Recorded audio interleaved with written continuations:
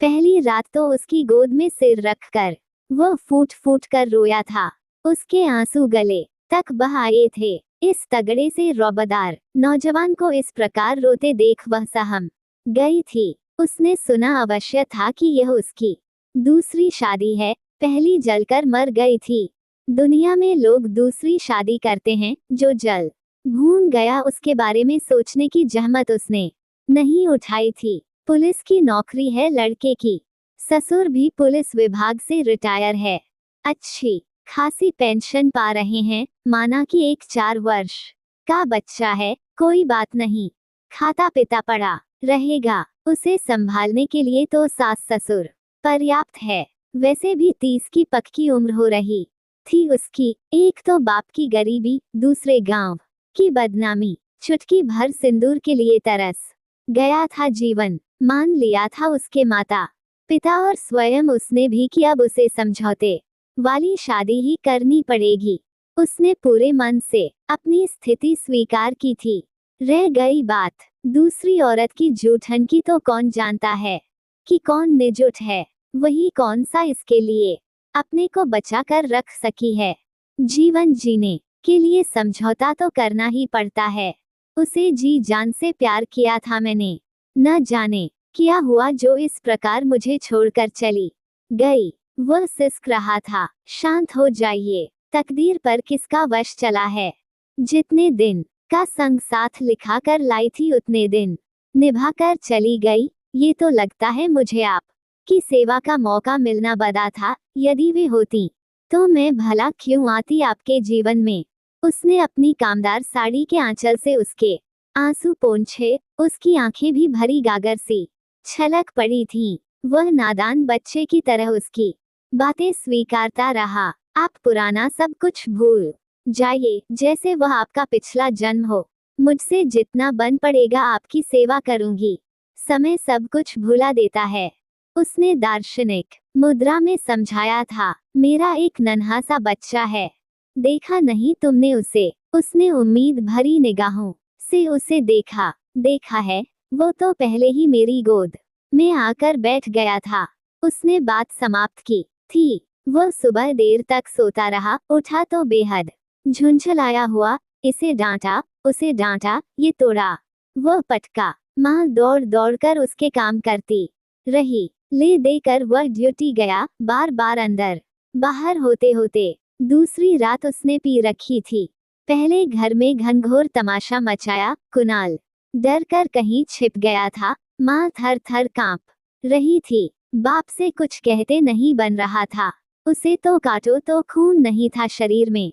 शराब पीता है, चलो कोई बात नहीं, हमारे सैदा में तो लगभग सभी पीते खाते हैं। पापा भी तो पीते हैं, वे तो ड्राइवर है, उनका पिए बिना कहाँ चलने वाला है। ये भी तो पुलिस में है, बहुत तनाव रहता है इनके जीवन में। सब चलेगा। उसने स्वयं को हर प्रकार के सदमे से मुक्त किया। मैं पीता नहीं, शादी की खुशी में दोस्तों ने पिला दिया। तुम नाराज तो नहीं। कमरे में वह एक अच्छे आदमी की तरह शांत था। कोई बात नहीं, हो जाता है कभी कभी। ऊपर से वह भी सामान्य लग रही थी। उसकी आंखों में वासना के डोरे उभरे जा रहे थे, सिगरेट के कस के साथ साथ वह उसके एक एक अंग की माप तौल कर रहा था। उसने अनायास उसकी साड़ी खींच दी। उसका आशय समझकर वह गहरे से मुस्कुराई। बड़ी गर्मी है, कहते हुए उसने अपने कपड़े उतारकर कुर्सी पर रख दिए। उसने शर्म से अपनी आंखें बंद कर ली थी। बाहर एकदम शांति थी। ऐसा लग रहा था जैसे सब सो गए हों। गर्मी की रात थी। 2 कमरे का क्वार्टर सामने घेर कर आंगन बना लिया गया था। उसी में सब लोग सोते थे गर्मी की रातों में। वैसे तो कमरे में सीलिंग फैन चल रहा था, किंतु लग रहा था जैसे हवा सूरज से मिलकर आ रही हो। उसके शरीर पर जैसे चींटियां रेंगने लगी थीं। वह पास आ गया था। उसकी बाहों का घेरा सख्त हुआ। वह पलंग पर गिरा दी गई। अरे ये क्या करते हो, वह पीड़ा से चीख पड़ी थी। कुछ समझे इसके पहले ही छाती तथा जांघों के बीच कई जगह जलती सिगरेट से जल चुकी थी। जलन और अपमान की स्वाभाविक प्रतिक्रिया उसने इस पर धकेल दिया। मुझे धकेलती है, मादर वेश्या, कहाँ कहाँ भाड़े पर चली है मैं, नहीं जानता क्या। उसने एकदम से अपना राग बदल दिया। जलाते क्यों हो मुझे? उसने कातर दृष्टि से उसे देखा। अरे क्या करूं, ये शरीर तेरा खुरपी से छीलो तब भी कुछ हाथ ना आए। तू तो पूरी खोजा है। हाय रे मेरी बड़ी। उसने उसांस भरी। कमर का सारा मांस गोल गोल होकर जैसे छाती पर सज गया था। नशे के कारण मन की कुंठा जबान पर आ गई। अरे तो इसमें मेरी क्या गलती है? सबके शरीर की बनावट एक जैसी होती है क्या? वह तिलमिला उठी थी। जाओ कमरे से बाहर, मुझे तुम्हारी कोई जरूरत नहीं है। वह भयानक ढंग से चीख रहा था। उसकी आंखें शूर खंगारे की तरह दहक रही थीं। मुंह से लार निकलकर चेहरे पर इधर उधर फैल रही थी। उसे तो जैसे जीवन दान मिल गया। वह तेजी से दरवाजे की ओर भागी ही थी कि बांह पकड़कर खींच लिया उसने। खबरदार, बाहर निकली तो हमेशा के लिए बाहर। ठीक है, हमेशा के लिए जा रही हूँ। उसका गला रुंध गया था। खींचकर बाहों में जकड़ लिया था उसने। चूम चूम कर उसे बेहाल कर दिया। न जाने कहां से इतना प्यार का सागर उमड़ आया उसके व्यवहार में। माफ कर देना मंजू, मैंने मजाक किया था। मैं देख रहा था कि तुम कितना सह सकती हो। तुम तो मेरा उजड़ा घर बसाने आई हो। कभी मुझसे दूर मत जाना, वरना मैं तो बिना मारे मर जाऊंगा। वह जोर जोर से रोने लगा था। मुझे माफ कर दो वरना अपनी जान दे दूंगा। वह इधर उधर कुछ खोज रहा था जिससे अपना जीवन खत्म कर सके। ये रहा बिजली का बटन, इसे उखाड़कर तार छून लेता हूँ। वह बोर्ड की ओर बढ़ा। नहीं नहीं, ऐसा मत कीजिए। मैं भला आपसे नाराज होकर कहाँ जाऊंगी? अब तो जीवन मरण आपके ही साथ है। उसने बलपूर्वक उसे अपनी तरफ खींचा। वह चीखती रही। सारे फोड़े फूट गए। देह जैसे कोल्हू में पेरी गई हो। अंग अंग टूट रहा था। उसके अंतर्मन में घृणा का सैलाब उमड़ रहा था। उस दिन सुबह वह बड़ा प्रसन्न था। सबसे हंस हंस कर बातें कर रहा था। वह दर्द और जलन की मारी कमरे में ही लेटी थी। किसे बताए, चेहरा किसी को दिखाने लायक नहीं बचा। चाल में लंगड़ाहट, चेहरे पर मूर्धनी। वो सुबह जल्दी उठ नहीं पाई। सास ने बुरा सा मुंह बनाया, सारा काम निपटाया। वह उसे एक प्याला चाय दे गया था। आराम करो, अम्मा सब संभाल लेगी, कहता हुआ ड्यूटी चला गया था। हर रात उसके लिए कालरात्रि थी। सिर पर सिंदूर जलता रहता था आग की तरह।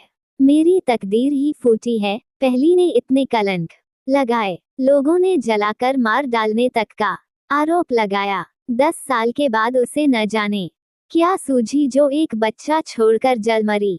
दूसरी लाए तो यह अपने आप को न जाने क्या समझती है। औरत जात का धर्म क्या होता है, किसी ने बताया नहीं इसे। ऐसा लगता है अरे मुंह अंधेरे उठो, घर बाहर साफ सुथरा करो, सबका भोजन बनाओ, समय बचे तो कुछ सिलाई बुनाई करो। महीना भर सहने के बाद सास ने एक दिन सुना ही दिया था, माँ मैं करना चाहती हूँ परंतु कर नहीं पाती।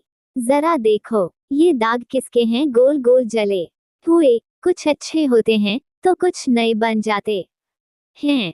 ये पूरे शरीर पर हैं, इनके दर्द से मैं बेहाल रहती हूँ। नजरें झुकाए झुकाए उसने आंचल हटाकर सीने की गोलाइयों पर पड़े घाव दिखा दिए। हाय राम, ये किसके दाग है? लगता है कोई चर्म रोग है, परंतु ऐसे दाग तो बड़ी के शरीर पर भी दिखते थे। उसकी आंखें कुछ सोचने वाले अंदाज में सिकुड़ गईं। ये यगरेट से जलने के घावों से बने दाग हैं। उसके स्वर से पीड़ा की गागर छलक रही थी। कैसे जल जाती हो तुम लोग? रुको, आज मोहन से कहती हूँ कमरे में सिगरेट न पिया करे। उसने सब कुछ समझ कर भी अनजान बनते हुए कहा था। उस रात उसने जरा सा संकेत भर किया था, मुझे घर के काम में माँ की मदद करनी चाहिए, ऐसे अच्छा नहीं लगता। माँ कुछ कह रही थी क्या? उसकी त्योरियां चढ़ गईं। कह रही थी तो क्या गलत कर रही थी? शादी एक ही काम का नाम नहीं, मुझे भी थोड़ी राहत चाहिए। आप आज बाहर सो जाइए। उसके स्वर में निवेदन था। वो इस प्रकार उछल कर बाहर निकला जैसे बिच्छू ने डंक मार दिया हो। मेरा जरा सा सुख तुझसे देखा नहीं जाता। तू तो सांपिन से भी ज्यादा जहरीली है। कितने दिन उसे आए हुए जो उसने तेरा पानी पिंडा नहीं किया। बक बक कर तेरा मुंह खुल गया है। इसी मुंह के कारण बड़ी जल मरी अब फिर वही शुरू कर रही है। वह विफ्रे सांड की तरह आंगन में फेरा दे रहा था। वह संकोच से मरी जा रही थी। क्या सोचेगी। सास आते ही चुगली करके माँ बेटे को लड़वाने लगी। मैंने ऐसा क्या कह दिया जो इतना बिगड़ रहा है। मुझसे पूरा काम हो नहीं पाता इसीलिए थोड़ा मदद करने को कहा है। सास की आवाज एकदम धीमी थी, अपराध बोध से दबी दबी सी। ससुर की बोलती बंद। दरवाजे के बाहर बैठ जाते हैं जाकर। तूने जन्माया तू ही भोग अब वह निकल कर माता चौरा वाले पेड़ के नीचे जाकर अंधेरे में छिप गई थी। इसके बाद तो उसने रोज उसे गाली मार खाते देखा। एक दिन उसने ऐसा धकेला कि जाकर नहानी के पत्थर से टकराई सिर फूट गया। बाप बीच में आया तो वह भी गिरा। धक्का खाकर मोहन उससे लिपट गया था। उसे भी चोट लगी थी। उससे रहा न गया। उसने उसकी मरहम पट्टी करके अधिक खून बहने से रोका। दूसरे दिन नंद आकर उन्हें अपने घर ले गई। अब तो मोहन की 5 उंगलियां घी में मारे तो सहो, जलाए तो जलो, जब जो कहे पका कर दो। अब तो आरती के लिए मरे बेहान हो गया। बहुत रोई गाई तब कहीं एक दिन के लिए मायके ले गया तो पूरे समय साथ साथ लगा रहा। माँ बाप को कुछ पूछने का अवसर मिला न उसे कुछ बताने का। चलो सास ससुर का टंटा भी टूट गया। अपने आप घर छोड़कर चले गए। बड़ी की जमी जमाई गृहस्थी, उसके सारे गहने सब कुछ तो अपनी आरती को अनायास ही मिल गया। बहुत है भगवान का दिया परंतु इसके शरीर पर ये गोल गोल दाग कैसे पड़ गए। वो इतनी घबराई हुई क्यों है। उनके मन में कुछ प्रश्न थे जिनका उत्तर देने वाला कोई नहीं था। ड्यूटी के दौरान शराब पीकर हुल्लड़ करने के कारण उसे सस्पेंड कर दिया गया था। अब तो बस हाजिरी देकर आओ और घर में 12 बखेड़ा करो। मेरे दिन चढ़े हैं जी, अब जरा संभल जाएं। उसने उस रात पहली बार हुलस कर उससे कुछ कहा था। दिन चढ़कर क्या होगा। हाँ, एक है उसे ही संभालते नहीं बनता। कभी उसे गोद में लेकर प्यार किया। बेचारा टुअटा पर जैसे घूम रहा है। अरे ये कौन बोल रहा है। क्या ये भी अपने बच्चे के बारे में सोचता है। उसे जोरदार झटका लगा था।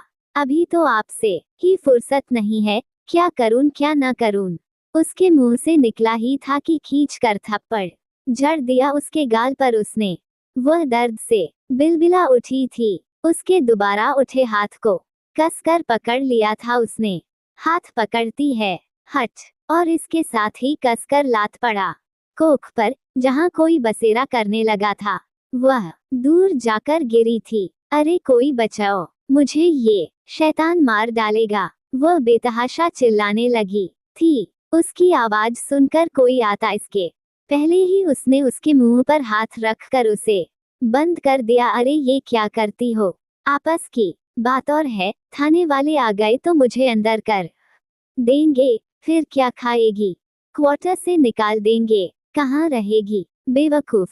वो उसकी बाहों में कसम साए। शेष पूरी रात वह उसे भांति भांति से मनाता रहा। सवेरे वह संतुष्ट था और वह बार बार बाथरूम जाकर कपड़े बदल रही थी। उसकी कमर और पेड़ों में भयानक दर्द उठ रहा था। थोड़ी थोड़ी देर में मरणांतक पीड़ा की लहर दौड़ रही थी उसके उदर में। वह स्वयं एक कप चाय बना कर ले आया उसके लिए। मुझे अस्पताल ले चलिए, मेरी तबीयत बहुत खराब है, वो करा रही थी। मैं ठीक कर दूं। उसकी आंखों में खेल रही शरारत का आशय समझकर वह कांप उठी। रहने दो, ठीक हो जाऊंगी, कुछ रुपए हो तो दे दो। वह नरमी से बोला। सारे तो ले गए, अब कहाँ बचे। क्या मैं ही खा गया जो कुछ करता हूँ तुम्हारे लिए ही तो। क्या सारा सुख मुझे ही मिलता है, तुम्हें कुछ नहीं मिलता मुझसे। वह सुबह सुबह फिर लड़ने पर आमादा जान पड़ा था। वेतन आधा मिलता है तो खर्चे भी कम करो न। अरे अब तो यह मुझे सिखाएगी लगता है। चल ये टॉप्स दे दे, गिरवी रखूंगा, वेतन मिलने पर छुड़ा लेंगे। वो उसका सिर अपने आगे करके टॉप्स उतारने लगा। एक बात बोलूं? उसने स्वयं को संयत रखकर पूछा। हाँ बोलो। शराब खरीद कर पीने से बहुत महंगी मिलती है, आप सामान ला दीजिए, मैं बना दिया करूंगी। घर की बनी में नशा भी ज्यादा रहेगा और चौथाई दाम लगेगा। सारा दुख भूलकर उसने ये सुझाव दिया। तुम्हें बनाना आता है? उसने आश्चर्य से उसे देखा। हाँ, हमारे गांव में तो सभी अपने अपने पीने के लिए बना लेते हैं। महुए के फूल सीजन में ही इकट्ठा करके रख दिया जाता है। लकड़ी फाटे की कमी नहीं, बस थोड़ी सी मेहनत लगती है। बाप रे, ये जो छुपा रुस्तम निकली, उसने मन ही मन कहा। तुम्हें पता नहीं शायद, बिना लाइसेंस के शराब बनाना कानूनन जुर्म है। वो बेहद गंभीर था। मैं ये सब नहीं जानती। जब खरीद कर पीना मना नहीं है तो बनाना क्यों मना है? जैसे अपने लिए खाना बनाते हैं वैसे ही शराब बना सकते हैं। बेवकूफी भरी बातें मत किया करो। यदि सभी अपने लिए बनाने लगे तो सरकार को टैक्स कहाँ से मिलेगा? हम पुलिस वाले हैं, ऐसे लोगों को पकड़कर सजा दिलवाना हमारी ड्यूटी है। और फिर ये पुलिस क्वार्टर है, बात फैलते देर नहीं लगती। दोबारा ऐसी बात मत करना। अच्छा मैं आता हूँ, तुम कुछ बना लो खाने के लिए। वह कपड़े पहन कर बाहर निकल गया। जाते जाते बाहर से दरवाजा बंद करता गया। तो क्या सरकार को पैसा देकर आदमी जहर भी पी सकता है? वह जोर से चिल्ला पड़ी। उसके कंठ से रुदन के स्वर फूट पड़े। हाय राम, कहाँ फंसा दिया? यह तो अड़ोसी पड़ोसी बोलते भी नहीं। हमारे गांव में एक आवाज पर सारा गांव उमड़ पड़ता है। वह इतने जोर जोर से इसलिए बोल रही थी कि दीवार के उस पार से पड़ोसन को सुनाई पड़ जाए। थोड़ी देर बाद बाहर से सांकल खोली गई। एक अधेड़ औरत ने घर में प्रवेश किया। उसने हठात आरती को इंक्वार में भर लिया। मैं तेरी सारी तकलीफें जानती हूँ मेरी बच्ची, परंतु मोहन की दुष्टता के कारण चुप रहती हूँ। ये ले मोबाइल, तुरंत फोन लगाकर अपने पापा को बुला और निकल जा यहाँ से। तू क्या जानेगी? बड़ी ने 10 साल कैसे बर्दाश्त किया, अंत में उसे अग्नि स्नान करना ही पड़ा। स्त्री को पीड़ा देकर ही मोहन को संतुष्टि मिलती है। लगता है पी पी कर इसका दिमाग फिर गया है। उसने जल्दी से मोबाइल ऑन करके अपने पापा से बात की। माँ की बीमारी के बहाने विदा कराने की बात समझाकर उन्हें तुरंत बुलाया। पड़ोसन जैसे आंधी की तरह आई थी वैसे ही तूफान की तरह चली गई। मोहन दर्जन भर अंडे और शराब की बोतल लेकर जल्दी ही वापस आ गया। अब तो मेरे नाटक करने की बारी है। मिस्टर मोहन, मुझे पता नहीं था आपके बारे में, इसलिए इतना सह लिया। आरती ने सारे दर्द पर विजय पाकर उसके लिए अंडा करी, आलू की भुजिया और भात बनाया। गरम गरम 2 पराठे भी सेक दिए। वो अपनी पसंद का खाना देख कर प्रसन्न था। मैंने ठीक नहीं कहा जी? रही बात लोगों की तो उन्हें पता नहीं चलेगा, यह मेरा दावा है। या फिर मायके जाने दिया करिए, हफ्ते में एक बार वहां से 8-10 बोतलें ले आया करूंगी, आपको किसी चीज की कमी नहीं होगी। वो उससे घुल मिलकर बातें कर रही थी। अस्पताल चलोगी क्या? वो जरा द्रवित हुआ। रहने दीजिए, वैसे ही आपके पास पैसे नहीं हैं। अच्छा लगे तो 2 दिन के लिए मुझे सैदा भेज दीजिए। मैं कैसे रहूंगा तुम्हारे बिना? वह मुंह का कौर चबाते हुए बोला। आप भी छुट्टी लेकर आ जाना, फिर दोनों वापस आ जाएंगे। उसने पटाक्षेप किया। दूसरे दिन ससुर को आया देख वो हड़बड़ा गया। उसे दाल में कुछ काला प्रतीत हुआ। वह कल से ही जाने की रट लगाए हुए है और आज यह आ गया बिना किसी सूचना के। कैसे आना हुआ पापा जी का? उसन आरती से पूछा। माँ की तबीयत खराब है, उन्होंने मुझे बुलाया है। प्लीज ना मत करिएगा, पता नहीं कैसी हालत है उनकी। वह रोहन के आगे गिड़गिड़ा रही थी। पापा को उसने पहले ही समझा दिया था फोन की चर्चा न करने के लिए। वह टालमटोल करता रहा किंतु उसे रोक न सका। आपको मेरी कसम है, जल्दी से जल्दी आ जाना मेरे घर, मैं आपका इंतजार करूंगी। आरती ने विधिवत विदाई ली। ऐसी क्या बात हो गई बेटी, हम लोग एकदम से हड़बड़ा गए थे, कहीं इस प्रकार फोन किया जाता है। माँ ने स्नेह भरी झिड़की दी। उत्तर में उसने ब्लाउज उतार कर उनके हाथ में दे दिया। सीना, कमर, पीठ, पेट सब जगह ढेरों चवन्नी के बराबर जले के घाव, ढेरों दाग। साया उतार कर जांघों के घाव दिखलाए। पेट की चोट से उसका गर्भ स्राव हो गया था। रक्त स्राव अब भी जारी था। माँ उसे हृदय से लगाए देर तक रोती रही।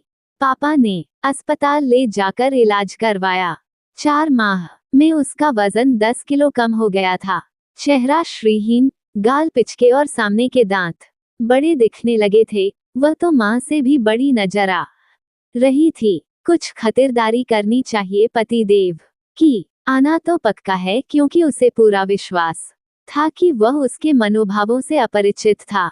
उसके सारे गोल धब्बे एक साथ जल उठे। वह ऐसे छटपटाए जैसे ताजे फोड़े रगड़ खाकर अभी ही फूट रहे हों। वादे के अनुसार घर के पिछवाड़े मटकी चढ़ाकर 1 नंबर की दारू उतरवाए। इसके तेज को सहना सबके बस की बात नहीं।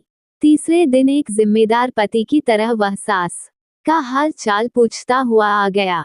सबने पहले जैसे ही मान सम्मान किया। वह पूरी तरह आश्वस्त था। तालाब से मारकर लाई गई रोहू मछली और हाथ की उतारी शराब।